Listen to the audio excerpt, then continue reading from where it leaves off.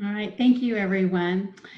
So I'm going to segue off of what Phil just said. And as I reflect on what I've heard, I have 3 takeaways for employers. So number 1, be evidence-based in your decision making. This begins with price and quality transparency. We need to demand it from your TPAs, your data warehouses, your benefit consultants, and providers. Get in touch with your local health information exchanges, your all-payer claims databases, and transparency, quality, and value business solutions. And make sure you own your own data, as no one can tell you no. If you want to participate in any sort of transparency program, whoever's housing your data doesn't own the data, and you need to make that clear in your data use agreements with them.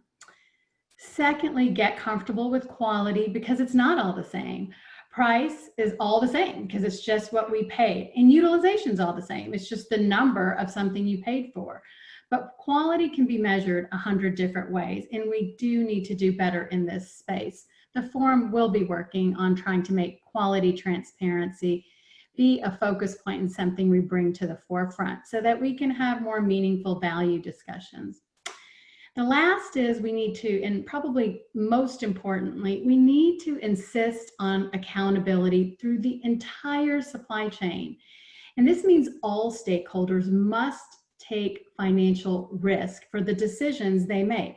And I'm not just talking about providers who are being asked to take downside risk, and some of them are taking it, as we heard, even 100% downside risk, but everyone that the employers contract with. So if I buy a product and it doesn't work, I expect to receive 100% refund. I don't expect to receive a 20% refund, let alone no refund, and be stuck with a broken product.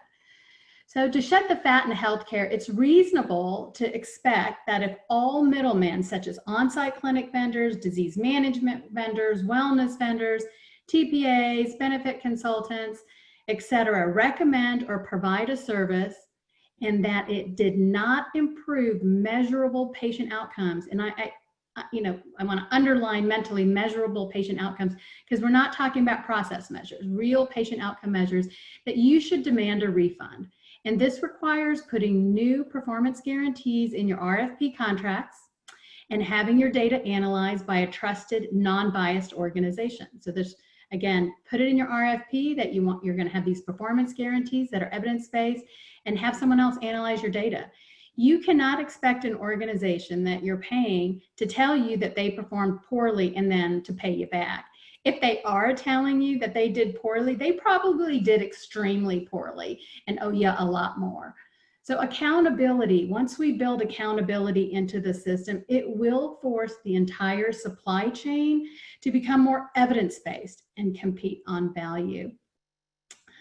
So those are my 3, final closing comments for everyone. I have really enjoyed the conference today, and thank you for attending. I want to thank all of our speakers. They were just wonderful. I also want to thank our sponsors for their support, and a huge thank you to the forum team who's been working tirelessly behind the scenes today and for months. I especially want to thank Superwoman Sarah Oddie, Sarah Stewart, and Julie Reyes on my team, because they have brought this conference to you and to us electronically today. So with that, I hope you all have a lovely weekend. Grab your favorite beverage and snuggle up with the RAND study over the weekend. We'll see you guys soon. Take care.